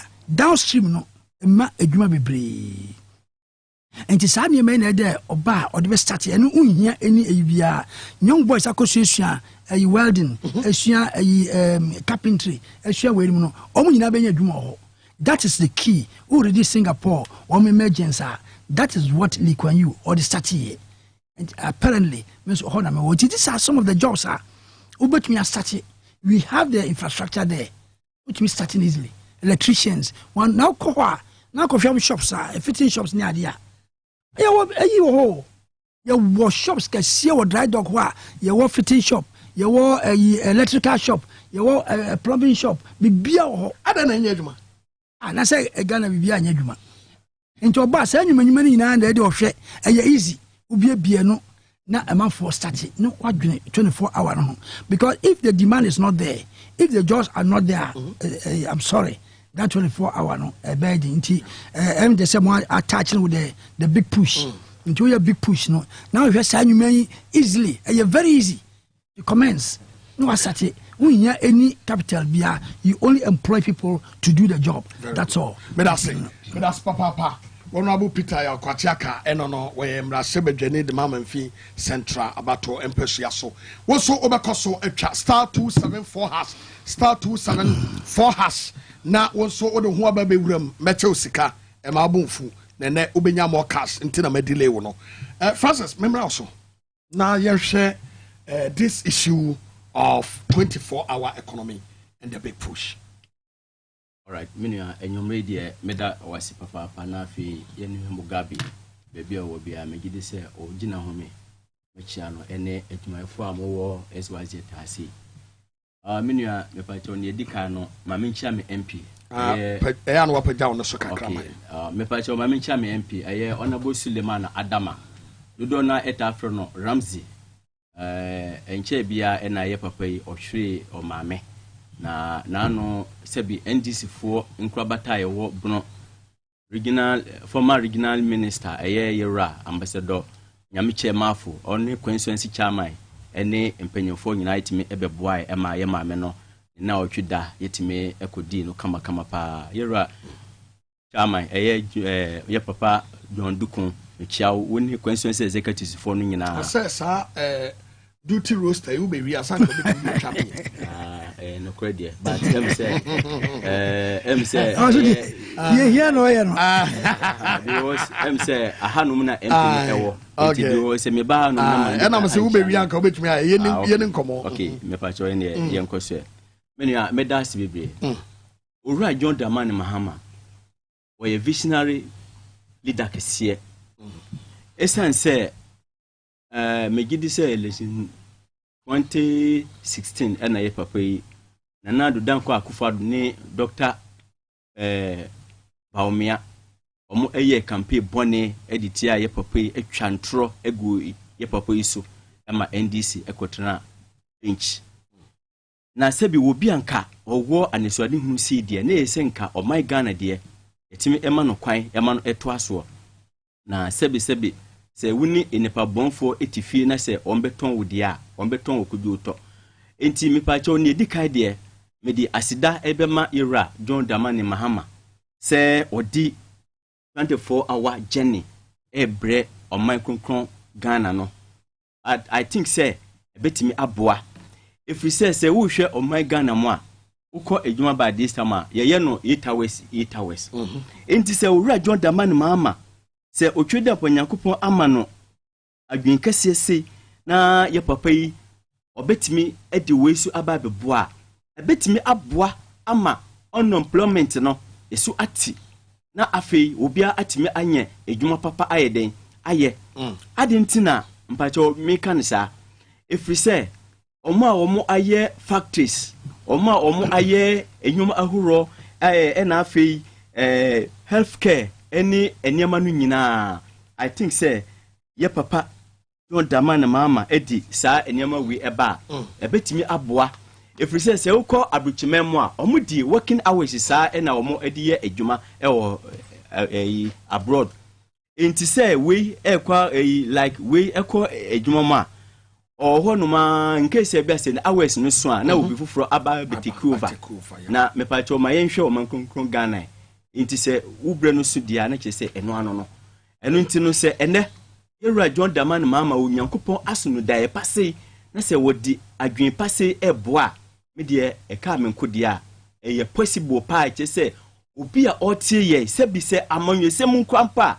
se se omodi wo adwen edi ma yewura John Daman mahama na adwen kesi aye papa enya ye de yentimi empushi agenda no na entimi enkosu na bibia entimi fa ne ntuma pa enfra yo me da se papa yada so ewomu and I think say hospitality management no ene ne kaka ho no ebrebia so a ewo say ye taking over very serious because ene da no make no sem ko keep kus about 1 o'clock manya ba bia na meto aso konzema apreko because hotels no be kono no obi atom obi aso suro amroba eti ewo say ye hye ne yie 24-hour economy is the best way ebeboam economy no even as ye kasa isia no majority of human no practice that ni nyina no eboa pa ena da na make say den na MTN office me person kokoya ade a je me kosan line wo hwa anopa wa bra me ntumi nko ha najo papa odwuma be 10 o'clock one metumi eba wura ho akwa to me no ma nyina bra bi anya na sa na wo de mamusuo mo na nya problem wo fo ho ana o chip won afra najo MTN fo bebo nyom 30 minutes na ugina so na ye twa wo nyom our phone also. The 24-hour economy will change all this. Ama ahoto apa. Yada so ewum yenko the second phase of the conversation. Na me da so ewum star 274 hash. Star 274 hash. Select number 1. Power SYZ. And I'm for suma yo mecho. Omo say hey ade Oheneba on fie sika ma yen ana. Me pa cho sika no ebeba. Wunye ntwa ya betwabi. Wunye ntwa ya be wuram. And so me ka wo say enanwumre ena meba be cheni pa 20 esika no eti enanwumre sika no ebeba mo eti da ho so se enanwumre so you go enjoy cash bebre obi be di 200 obi be di 500 obi be di de ewo ho ene eye ene enwumre di ebeba eno no eti era so ewo ona wo yemra na yen share other issues ene de ebobo eba na yeda so ewo mo yen share easy voter registration exhibition eno na sefo no aseni padodo no ankwa nkɔhwɛ omudin ana bi mu nso say they are not ready say abato no kra no ombeto ede na asia ama abato asa free Ghana fo mu say menua abato de say afono amanfo ni nyina ni nanado obaye no ekwan afa so de abu man no essence all but in some work kae no ojinja the youth amanfo pa by one district, one factory, one village, one dam, one constituency, $1 million. Na say money ebe man bia. Say who bio ano na ewo asogu anu. Nche mamanfo enya hope ni interest in the elections. And am koto aban boom. First one no onya boom. Second one is disputable. Nti no the dry. Na so mamanfo nya I will shame you say a money at least for once. The baby ye. Or buy no a share a near Martitia Pansam, who share Baumia Sabi, a good Gilakas on the biggest liar in Ghana. Now, why or in some more kind, if you the fundamentals are weak, the exchange rate will expose you. We are not going to borrow. The money is there, and I will toll all the toll booths. Now, you Ghana young cotte. Just some more kind, no. And Mama Funya Gidi, be everywhere. But you say old school, no, yeah. Debating club for Omo and Penny for him. I told you also Jina platform or Kasai or debate. Yes, and then in the scale. Yes, we be all right, mono. All right, one village, one dam, one constituency, one. And you know, or you're expert in that. But in reality, you know, by no maybe be agents. And tell my mom for hope, you know, or more free. And they say, no, no woman, and say, oh, my Cassie and Trabano, a fine young people for. Almost to Abana, or my disappointed. No, you who say, she ain't a him. It's I say, or didn't hope in shame. No, I got to Abana Apaska. They say, no, or I got about 20 years on Canasa. And for me, I said, Aban Clampianto. No, Shrubba, so on to a say, and this one, Baumia, about the one so now. I don't want to home, Baumia, dear, 1 year, of course, if you're so now, who shall I have dear Gwenny? To Gaza Sropeno, watch your film. Because if your film no asro. He's a very dangerous man. And he, my infini, Nikasa, and on Felicia, so Felicia, yes. And no, Nama apati abano. Now there was a party in your one, 2, a ma, nanado, Nibaumia. Now more hope passe, a minor for once, a baby, you know. It's so much men who say, Ubian over to my money. Masaba, me between you. Oh, Minia. Now, baby, can you didn't home for one? Oh, one Casaba Montessa or when visions and then the priorities and any dear home now, we any dear home. Minia Jaja. Any dear home, Baumianca. Oh, that was Minia Jaja, okay. What's about Yankari? So one vision the priorities. Any dear home now, oh, on one is on to me. To me, Baumi animals. Now, Baumia, now what is all by our economy once them that? Economic mazaya, or by on can once them. Your kind of digitalization. And on one worker. Or then IT specialist. IT specialist with the Uncle and number bonting, all your experts know. Oh, dear, no more IT. And Baumia, when you know when you didn't know new item. Go first school boy see a 20-year-old, on bachelor will be a woman. And the economy now being woman who crowd PhD. Near for say economic management team header. Yeah, Baumia Miena no that. Ye levy, which is a small canoe. Well, Miena no. I can't say a dollar, ni CD out of Fama, what is will be another. Oh, Miena no. Just say economic a year about a many munano on Casahu. Nefe no okura computer no the demonstration. I mean, we in Kwalankwala yes idea na mitro o fire in Kwala ya mai anko even computer school kura de onim wo mu no yeah na wo pen mu ati so akoda computer na ka ho nsem to de onim so want me he wants to just be the president or a joker of entimi nuanam mama ma yemfa Baumia serious na yenhwe the say Mahama should strengthen his points. In some way, can on transit, 24-hour economy on transit, non fair. Then start to cry and sensitize people. No, say, oh, yeah, a market, your pa, Singapore, the audience, among call a Juma shops, no, almost bear 8 or bear 10, they call from 10 to 12. Oh, but that time I'm for Kajuma, Juma, and you know, from 10, no, na shops not started be. A year Juma pa after 5, no. Now shops in night busy.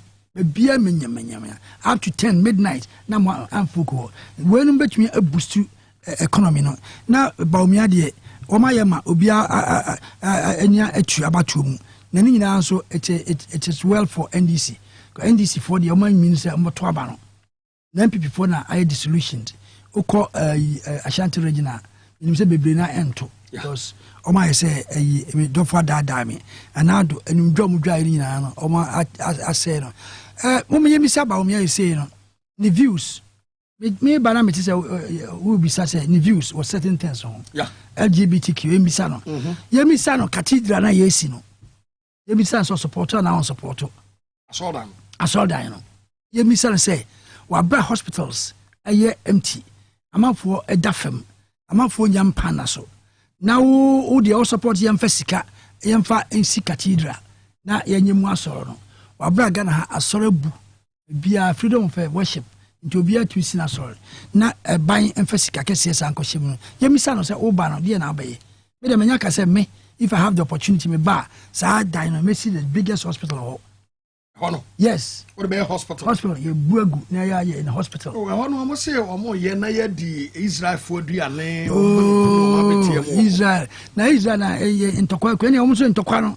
One more amino, ye replica ho. Say they will see Kuno. Yes, we are Kumbiwa. I mean, I got top board, Yabeshe, Amanim. Now, these things are all I cake ideas.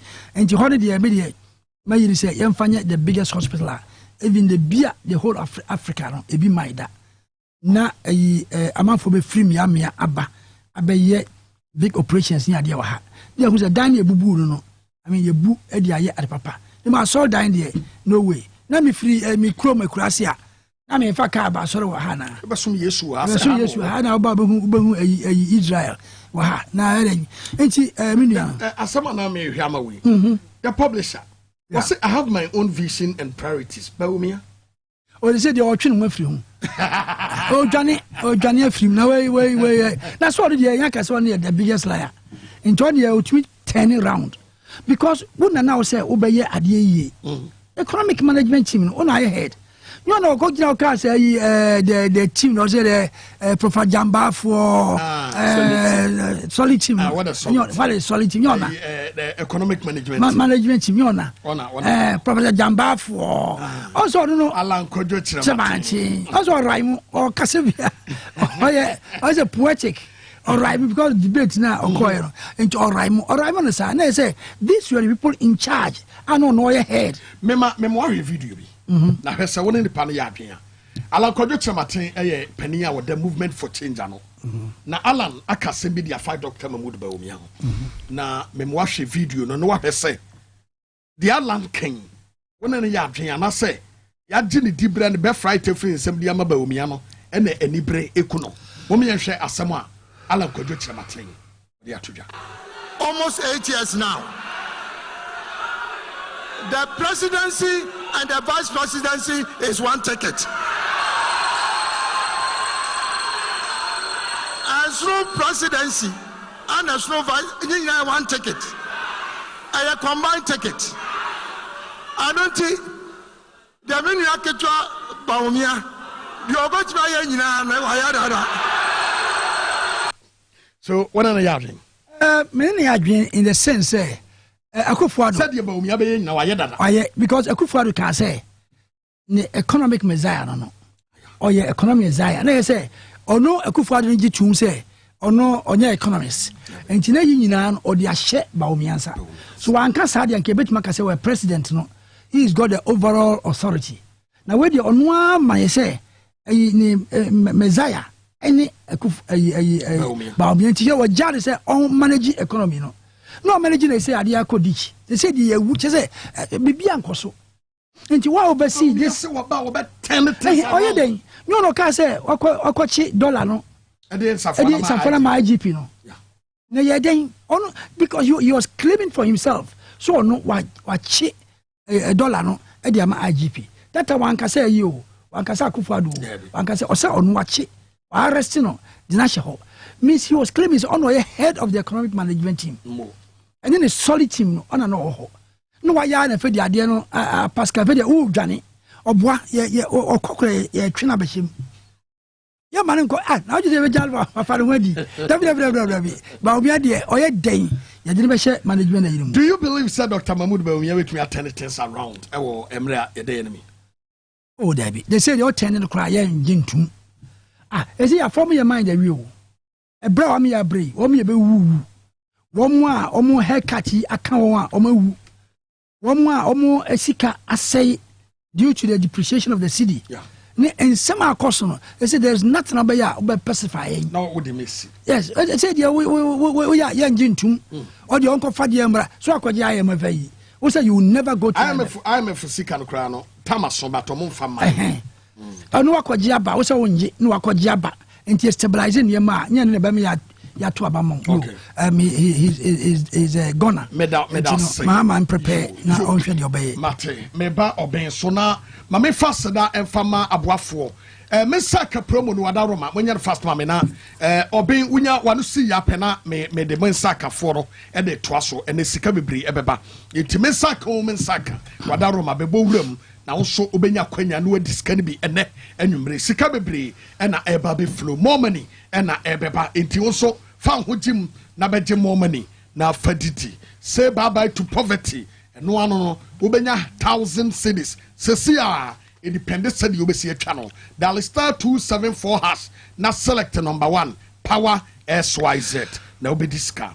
Mame fa entum anim say Spanish in Rona wade abano e ya onwe adwuma papa Spanish garlic mixture and the capsules e boa wona setata waduro no odwon so bebre waduro no kase amro so hypertension arthritis waduro and no gastric ulcer waduro any pebina yusu na hoto ebeba sanso ena Spanish ginkgo capsules e strategy free ginkgo biloba ene soya oil mu ebo akoma ne adwene ho ban ebo ama ogina no so ekuta anti-aging property ya wono ma unyini da free 0266 114111 0266114111 Power Specialist Seba Hospital Mami Beatrice Ekoshiedua ya one of the hospital ya no na wose hepatitis B A B C D E fabra obesa wo yade obi a o liver sradia bam fatty liver sciatica prostate issues wo ndompe emu abubu pem osa kompo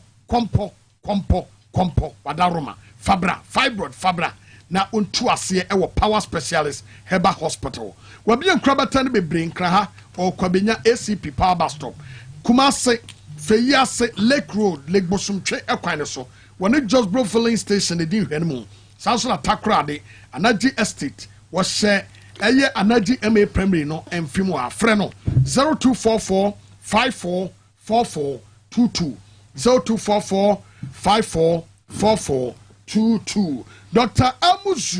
Amuzu Herbal Clinic ebe sawe yade manage aba weak erection early ejaculation obema no atwea koshem wo severe waist pains prostate disorders low sperm count osisi ya wo ya gono syphilis ene yade nka ye ka ho Fabra Amuzu Herbal Clinic na won sawe yade Asama or Lebano second step Atimota Christian Village when Puma filling station e din hwene freno e number we so 0241 959326 0241959326 Safari Valley e bebia ye gieni eni je bia e ho ne ho e fro Safari Valley bowra ho na ubehu enuoma hodo bebre o woni so e ho efe papa enuoma opahwe wo wiase nyina na ubenya bi emuamoa hodo e ho ye hotel papa bi enuane hodo nyina so ye serve bi Safari Valley one of the best places e wo se nipa bia ekobo nani akohoma eno no omo wo eye adukrom area ho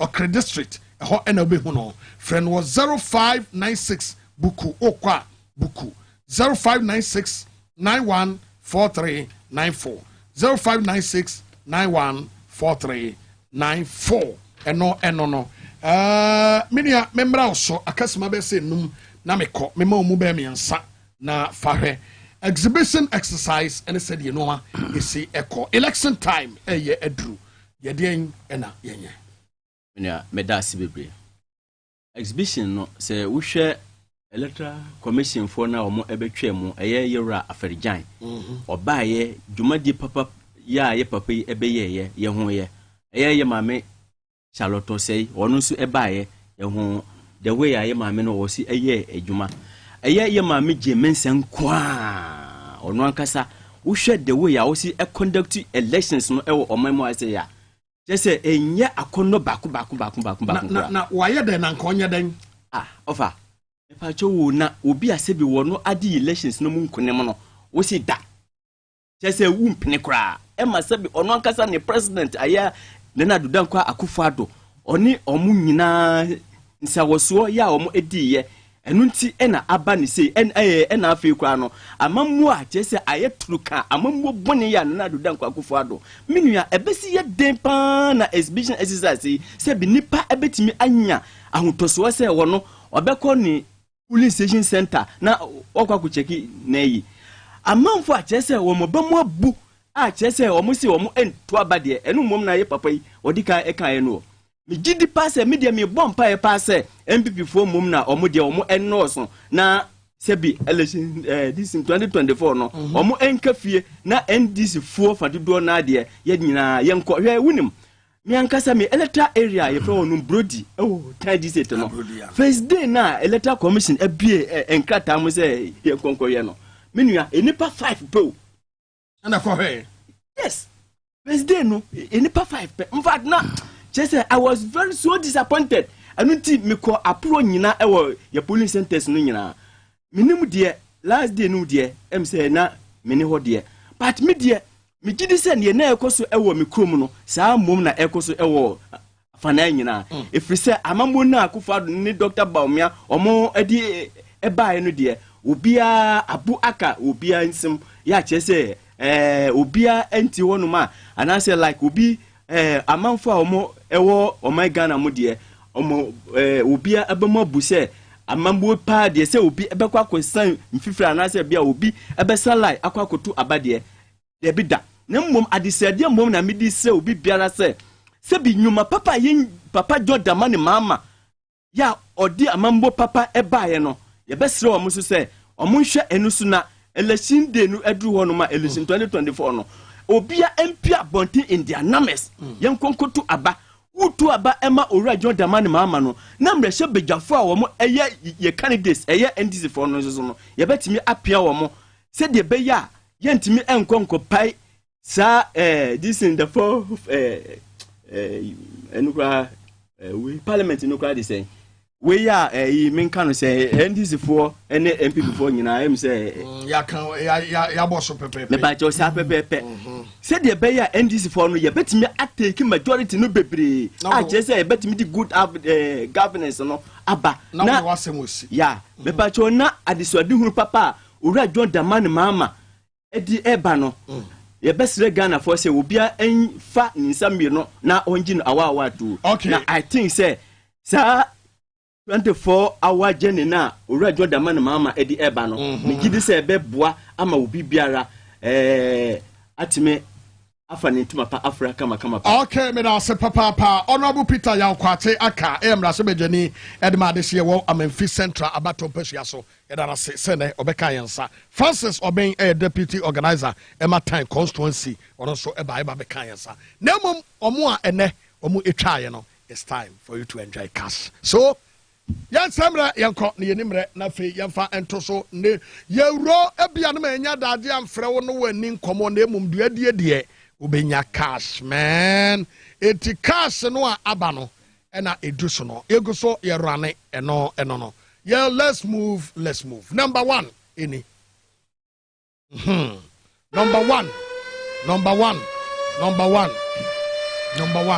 haha number 1 nipa wodi kadi ya 0242 let's move number 2 and ekono ha ado pa Adam